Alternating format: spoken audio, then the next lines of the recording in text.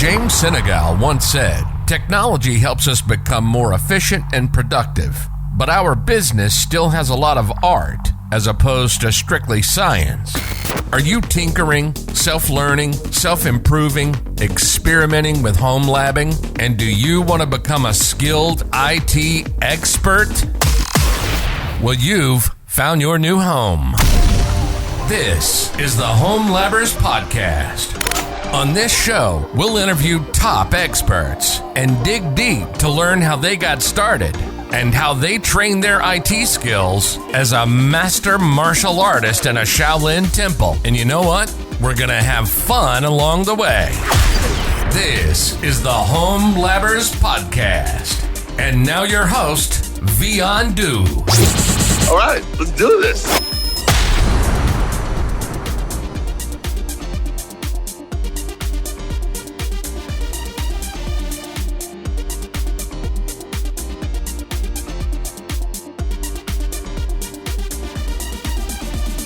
Okay, Dale, welcome to the podcast. So excited to have you on the podcast. Hey, Andreas, it's great to be here. I always like talking about home labs, and I think we'll have a good time. Before we dive into the home labbing topic, tell us a little bit about yourself. So currently, I am a technical product marketing architect in the Network and Advanced Security Business Group at VMware. I've been with VMware for just about 4.5 years. Some of my earlier time at VMware, I was part of the technical account manager team. I was the core TAM for all VMware products to our previous parent company, Dell, for a period of time. I was also a network and security technical account manager for a period of time. I spent quite a bit of time as a technical account manager. Prior to that, I'd spent about 7 years with Dell Professional Services, primarily on the physical networking side. I was certified Cisco, did a lot of design work with different customers, primarily customers that people might remember from different Dell Professional Services engagements. And I've done this kind of all my life. I'm not going to go any farther back in the resume, but pretty much done this all my life. I kind of grew up in tech. So I think my current role is just a reflection of where my career has come to at this point. I live in Austin, Texas. I have the luxury of being an empty nester. So I do get some free time to go and partake of my hobby, which my hobby is my profession. So I'm one of those lucky people who gets to blur the lines between a hobby and work. And what is it they say? If you love what you do, you'll never work a day in your life, or something like that. So that's kind of who I am. So that's Dale. And how did you get started with home labbing, and where did you get the idea? So many years ago, I was studying for Cisco certifications and also Microsoft certifications, and I was actually offered a server and a router by the company I was working for because they were going to dispose of them. You know, this is almost back when they would take the hard drives out and give them to you and say, here, they're yours. Not many companies, I guess, do that today, but that was really my first break in terms of being able to get equipment. And I took that equipment and made it into a very small, rudimentary, functioning lab. Not too long after that, I actually used something called VMware Server, if I remember correct, which was our first really type 2 hypervisor for servers. So it was kind of cool going all the way back to that product. And how did your first home lab look like? Well, like I said, it was simply one server, a switch, and a router, and it just kind of grew out from there. If I remember right, these were the old compact, what they used to call white whales. They were like a 4U server. The thing would just scream. The fans occasionally from time to time. But I learned quite a bit using that home lab. And what was your first home lab project? Just to get that working. I was still pretty new in the industry. I was trying to figure out where I was going to focus my efforts. And just to get that up and functioning so that it meant something or it was a meaningful evolution for me, that was probably my biggest project. And how did you fund your home lab beside what you got it for free? Yeah, even to this day, I fund my entire home lab out of my own pocket. I'm actually pretty proud of that. When I show you what my current home lab is, you'll see my entire home lab has been bought off of eBay, and I haven't bought anything new. I like the idea that I can utilize what would be recycled equipment. I mean, I am judicious about what I buy, but from a home lab perspective within VMware, we're like any other home labber. I can't just call VMware support and say, hey, fix this for me. It's kind of up to me to fix it. So whether it's supported or not is not 100% as important to me in my home lab as it might be in, say, a production environment, because I don't have that ability to call support. So if I'm on something unsupported, as long as it's functional, to me, that's almost bigger than if it's supported or not. For example, you'll see that I have R620s in my home lab, Dell R620 1U rack servers. We're now at 703, and the hardware that those 620s have is very soon going to not be supported in terms of ESX. That doesn't bother me as long as I can still run ESX on it and have ESX be functional and stable. I mean, stable to me is one of the most important things in my home lab. But how your home lab looks right now, and what do you have, and what software you're using? All right, so let me just show you what's in my home lab now. And here's a diagram. And I know some people might say, wow, this guy even has a diagram of his home lab. Well, like I said, I have probably a little bit more time to work on my home lab than maybe other people do, because I'm a little bit older and I don't have Little League or piano recitals to attend. You can see that I actually have 3 different environments. I utilize nesting in my home lab. I have a 6-7 environment. That's what's running on these 3 physical servers is 6-7. Each of these servers has a Ether channel connection to a Synology 1U rack station. I think they're called rack stations. These have all, you can see the size. They're all the same. They all run, have them configured in RAID 10. And then also off of my distributed switch, I run an active-active connection for everything else that goes on other than traffic to the Synology boxes. You can see that I have a couple of Cisco boxes, a switch and a router. The router goes off to the rest of my home network and to the internet. There's a firewall in between. There's essentially a firewall inside this cloud. That firewall is provided by a company called Firewalla. I have the Firewalla Gold. And then there's also the iOS firewall is in place on this Cisco box. So each of these R620s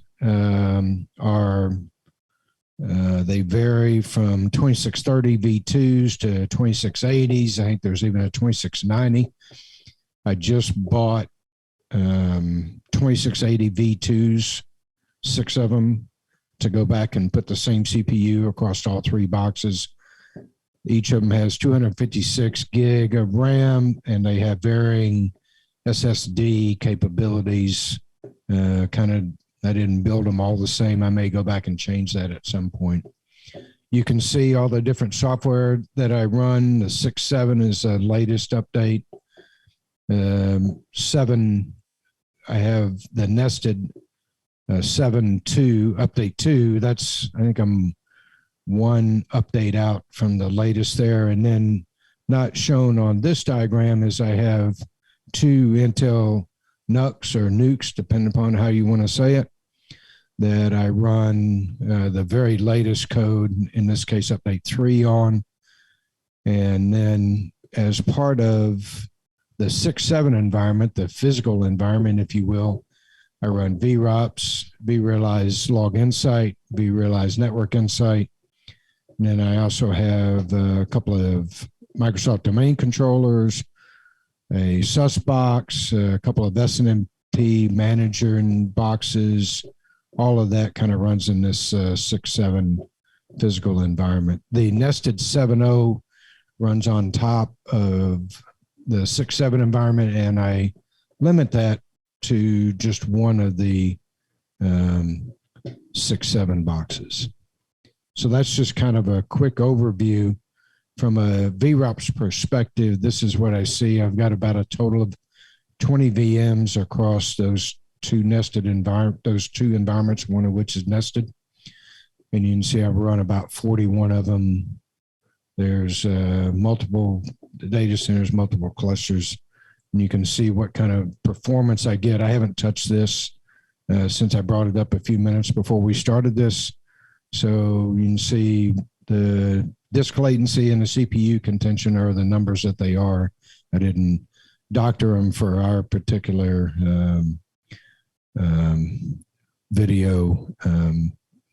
Anyway, so does that answer your question? Yes, I have one question. What is the reason why you have an older version of vCenter? Because I limit, let me just pull this back up. I limit the 6.7 environment. I treat that as its own separate data center, if you will. I keep that just on 6.7 vCenter, 6.7 ESX. And then in 7s is obviously all 7 vCenter, 7. I treat each one of these as their own separate environment. Thank you. How much knowledge have you gained while having a home lab? If you are going to be a technical person involved in this environment, I can't stress enough how much you're going to learn by having your own home lab, from just setting it up and making it operational to having it break for different reasons, maybe a power outage or just something goes wrong, and then having to troubleshoot that. The knowledge that you're going to gain from that is there's almost no way to duplicate it. And I know that some people work at companies where they have access to different labs, and I think that's great. But there's a flexibility that comes from having your own home lab that you may not necessarily have in a lab that is provided to you. I can physically walk over and hit, actually, I kind of didn't really show you this. Let me just show you actually what all this looks like. This is what it looks like, and this sits in the corner of the office that I'm talking to you from. You can see the 3 servers on the bottom. There are the 4 Synology boxes. There's my Cisco switch. The router's just out of the picture above us, but I can walk over and I can do anything I want to all this equipment. If I want to shut it all down, And you say, well, why would you shut it all down? Because in order to do firmware updates to the Synology boxes, I have to pretty much shut everything down because, again, all my VMs are running in those Synology boxes. So if I have to do firmware updates, and I try and do that on about a quarterly basis, then that's how I go about doing it. I shut everything down and apply my firmware updates. You may not necessarily have that flexibility if you don't control everything about the environment. Now, some of the drawbacks to that are just out of the picture, or just on the right-hand side of the picture, right over here. I don't know if you can see my hand or not, but right over here is UPSs that I've had to put in because for some reason here in the state of Texas, we decided to have these little very short power outages that almost would go unnoticed in most households, but are long enough that it would drop power to either the Synology boxes or the servers themselves. And so I've had to do some investment in UPSs. And I would encourage anybody, when they start getting to this level of build out of their home lab, to make sure that you've got some things protected by UPSs. What is the most memorable home lab story you like to share? So it actually happened to me late last week. I was due to give a demo because I use this environment for a lot of my work demos because, again, it's super easy for me to get to. I know it. I can control it. I know what is going to work and what isn't going to work in terms of when I click on the button in various demos. I was due to give a demo to a customer about the cloud workload protection capabilities that I actually am pretty intimately involved with as part of the network and advanced security business group. And I woke up that morning, I think I was supposed to give the demo like around 9 o'clock or something like that, my time in the morning. I woke up that morning to find out that the vCenter that had the cloud workload protection, that entire environment was down. So I got everything back up and working about 10 minutes before I was supposed to do that demo. And I was really kind of sweating bullets there for a few minutes because I didn't know if I was going to have an environment to demo. And I'd already had to reschedule it once because, again, being at my house, there are just certain frailties that are going to exist. Like I lost my internet, and I had to reschedule that exact demo the first time because I lost my internet, and I didn't want to have to reschedule it a second time because my environment was down. Anyway, so that's one of my best stories. I've obviously spent a lot of time putting this together. I just keep going back to how much I've learned just by doing this, and it hasn't always been learning that I necessarily wanted to learn. There have been things that have broken that it was like, well, I don't know anything about how to fix that. And you just start digging into it, and you find that once you get it fixed, that you've gained a body of knowledge about something that maybe you didn't have knowledge about before. Do you have some scary or funny home lab stories, what you would like to share? Power outages. I used to really dread power outages. And I bought some APC Snyder. I think that's what they are. And they're monitorable through a web portal. I can go and I can see what their voltage is and see if they rolled over. So since I put those in place, my life has been a lot more, I've been a lot happier with life because used to, if I took a power hit, it was probably an hour to an hour and a half out of my time to get everything back up and running. I would say that's probably the biggest story I have about home labs. Some people use their home labs like they run Plex servers on them and things like that. I use my home lab to learn about VMware products and to be able to demonstrate VMware products. I don't run a Plex server. I do very little on the Synology boxes. They have a whole array of software that you can add. I don't really put a lot of different software on the Synology boxes. I primarily run them with NFS. One of them does have a iSCSI LUN configured on it, and I connect to it just for the sake of doing iSCSI. So, what do others think about you when they see your home lab or hear you have a home lab? I think some of them think maybe I'm just a little overboard with some of this, but again, I think a lot of people have different hobbies. Some people it's motorcycles, some people it's cars, some people it's woodworking. This is my hobby. I mean, this is what I enjoy doing. Hold on just one second. I just bought new CPUs. Are still in the anti-static bags inside of this. There's 4 of them in this little, these are 2680 V2s. The R620s are limited to V2s, can't run V3s in them. So,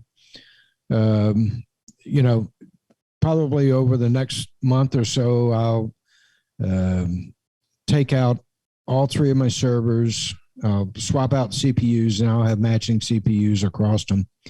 And that will probably be the last hardware change I'll make to these particular servers for some time until I have to go through another refresh cycle. And this is probably about my 4th or 5th refresh cycle. Before I moved to the R620s, I had a C61 ultra high density Dell box that I wished I still had in some ways. It was a 2U box that had 4 sleds in it. It was a pretty cool design, and I could run 6.5 on it. When we moved to 6.7, I think it had like 5,500 processors in it, something like that. Those kind of fell by the wayside, so that's what prompted me to move to the 620s. What is home lab for you? Like I said, it's a hobby for me. It's a place for me to really sharpen my skills. I mean, you can see that my home lab obviously has a compute factor involved. It has a networking factor involved. It has a storage factor involved. It has being able to manage all of this. At the virtualized level, it has Active Directory, it has DNS. It has everything that you need to really be able to master in order to be what I would consider a well-rounded professional in either doing virtualization, networking, whatever the case may be. I run NSX, both V and T, so there's a lot going on there, and just getting that set up by yourself is going to really accelerate your learning in all of those areas. And what one piece of advice would you give for beginner home labbers? Do it. Just do it. I know some people worry about the power, and some people worry about the cost. If you are hesitant about whether you think you're going to use this or not, then start off with something simple like the Intel NUC or Nuke box. You can get ESX installed on those. William Lamb has some great articles. He's also really out in front of some of the new offerings that are coming out in terms of small units for home labs, but start there. I obviously have something different than what a lot of people do. I also run probably a larger home lab with more functionality than what a lot of people do. But also don't be hesitant to step off into the area of nested, where, you can run a lot of VMs on a not so big physical platform. I mean, yes, my servers each have 256 gig of RAM. And to some people, that may sound like a lot. It's actually really not. And through those 3 servers, you just saw I'm able to run, or at least have 50 VMs available and configured. And nobody really has issues with CPU contention or anything like that. So you can start small and build up is my point. You don't always have to buy new. eBay is a great place to go find some good deals that will help you build out your home lab. Dale, thank you so much for joining, and have a wonderful day. Yeah, hey, thanks very much, Andres, for having me. And the one thing I'd like to leave everybody with is I'm available on LinkedIn. You're welcome to make a connection there and drop me a message if you have questions about home labs. I mean, I enjoy helping people on their journey. I enjoy helping people really become more knowledgeable and better themselves in terms of the knowledge and the skills that they can offer. Thank you. You've been listening to the Home Labbers Podcast. Our passion is to interview the leading IT experts and get tech enthusiasts all the information they need to become an expert. So if you run at-home enterprise hardware and software, and you like tinkering and self-learning, then you've found your new podcast. Thanks for listening. We hope you enjoyed the show. Make sure to like, rate, and review. And we'll be back soon. But in the meantime, hit up the website at vundo.tech, on Twitter at #VUndoTrending and #HomeLab. See you next time on the Home Labbers Podcast.